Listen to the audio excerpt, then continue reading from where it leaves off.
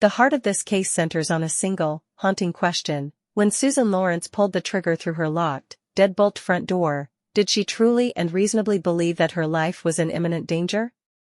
That question has gripped the nation, and today it continues to echo through courtrooms, documentaries, and homes across America. Netflix's top-ranked true crime documentary The Perfect Neighbor brought this tragedy to millions of viewers, exploring how a long-standing neighborhood dispute in Marion County, Florida, spiraled into deadly violence. The film tells the story of 35-year-old A.J. Owens, a devoted mother of 4, who was shot and killed by her 58-year-old neighbor, Susan Lawrence, on June 2, 2023. The two women lived across the street from each other, separated only by a small grassy field that became the spark of constant tension. Children from the neighborhood would gather there to play, laughing, running, and shouting as kids do, but the noise became unbearable for Lawrence, who often worked from home and claimed she couldn't concentrate. Despite not owning the land, Lawrence frequently scolded the children for playing in the open area, calling police multiple times to report them for trespassing and disturbing the peace. Over time, the friction between her and Owens escalated. Lawrence accused Owens of throwing a "no trespassing" sign at her, while Owens complained that Lawrence had been harassing and threatening her children, even photographing them and warning they'd be arrested. Owens's frustration was clear. She told deputies that her children were terrified to even walk their dog because of Lawrence's behavior. Neighbors confirmed that the field was a shared space and that the kids had every right to play there. They also described Lawrence as increasingly angry, recounting how she once shouted at them, "One day, you guys are going to die." It was clear that what began as a dispute over noise had grown into something darker, a volatile relationship fueled by resentment and fear. Weeks later, that tension reached its breaking point.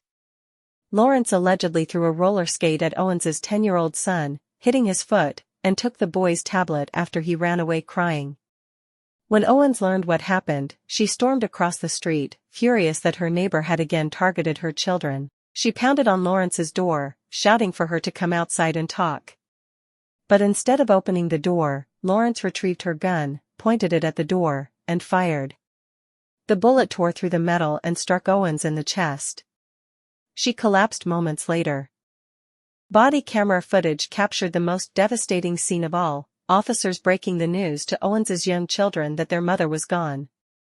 Their screams of disbelief and heartbreak were unbearable, a haunting reminder of the human cost behind this tragedy. That night, Lawrence was detained but not formally arrested, a decision that enraged the community and sparked public protests.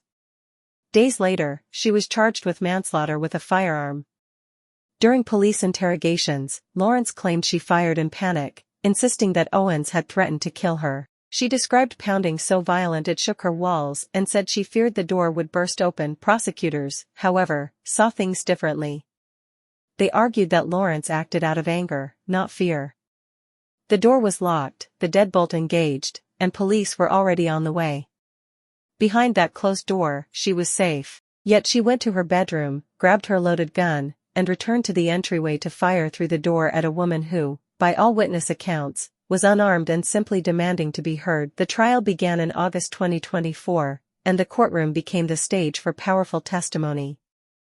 Witnesses, including children who saw the events unfold, described Owens as angry but not violent. A young boy named Uriel testified that Owens pounded on the door mad hard, yelling for Lawrence to open up, but he never heard her threaten to kill anyone. This was a critical point. The prosecution argued that the absence of any death threat undermined Lawrence's claim of self-defense. Forensic experts presented devastating evidence. The bullet that killed Owens entered her right chest, shattered a rib, and passed through her lung, heart, aorta, and spleen before being recovered from her abdomen. The injury was catastrophic, leaving her no chance of survival. Lawrence chose not to testify in her own defense, leaving her attorneys to argue that she acted. When closing arguments began, the courtroom was silent. The prosecution reminded jurors of Lawrence's 911 call in which she admitted she was locked in and safe. They emphasized that she wasn't in danger, she was angry. She locked her metal door, prosecutor Adam Smith said, and then walked back with a gun and fired at the person on the other side. The defense, meanwhile, urged the jury to consider Lawrence's perspective, not their own. "We can't judge her based on what we would have done," her attorney said. "We must ask what Susan Lawrence reasonably believed in that terrifying moment." After just 2.5 hours of deliberation, the jury returned with their verdict, guilty of manslaughter with a firearm. At sentencing, new details emerged about Lawrence's mental health. A psychologist testified that she suffered from PTSD caused by severe childhood trauma and that her reaction was shaped by fear and emotional instability. Lawrence, speaking for nearly 15 minutes, expressed sorrow and said she never meant to kill Owens. She described feeling terrified during the confrontation and claimed Owens's anger made her believe she was about to be attacked, but Owens's mother, Pamela Davis, delivered the most powerful statement of the day. Through tears, she spoke of the immense pain and emptiness left behind. "It is virtually impossible," she said, "to convey all the ways Susan has devastated our lives." Judge Robert Hodges listened intently before issuing his ruling. He described the shooting as completely unnecessary, emphasizing that Lawrence had been safe behind her locked door while police were en route. For some reason, he said, she went and got her gun, stood in front of the door, and fired, knowing someone was on the other side. He sentenced her to 25 years in prison. Today, Susan Lawrence is serving her time at the Homestead Correctional Institution in Florida, with a release date set for April 8, 2048. In a prison interview, she continued to insist she acted in fear for her life, but witnesses and evidence continue to contradict that claim. The death of A.J. Owens remains a sobering reminder of how fear, anger, and misunderstanding can escalate into irreversible tragedy. What began as a neighborhood dispute over children playing outside ended with a mother's life cut short and another woman's future destroyed. In the end, The Perfect Neighbor became not just the title of a documentary, but a haunting question about what it truly means to feel safe, and what happens when that safety turns deadly. When the gunshot echoed through that quiet Florida neighborhood on June 2, 2023, it didn't just end the life of a 35-year-old mother, it shattered a family, a community, and a nation's sense of safety. What happened after that moment would become a movement, one that continues to speak for A.J. Owens long after her voice was silenced. A.J., whose full name was Ajike Owens, was a mother of 4. To her family, she wasn't a headline or a case number, she was Mama. A woman of faith, strength, and love, known for her radiant smile and devotion to her children. Her life was about working hard, nurturing her family, and protecting her kids. Those who knew her say she had a natural kindness, but also a fierce instinct to defend her children, the very instinct that brought her face to face with her neighbor, Susan Lawrence. That night, in the days following her death, grief poured through the streets of Marion County. Candlelight vigils lined the sidewalks.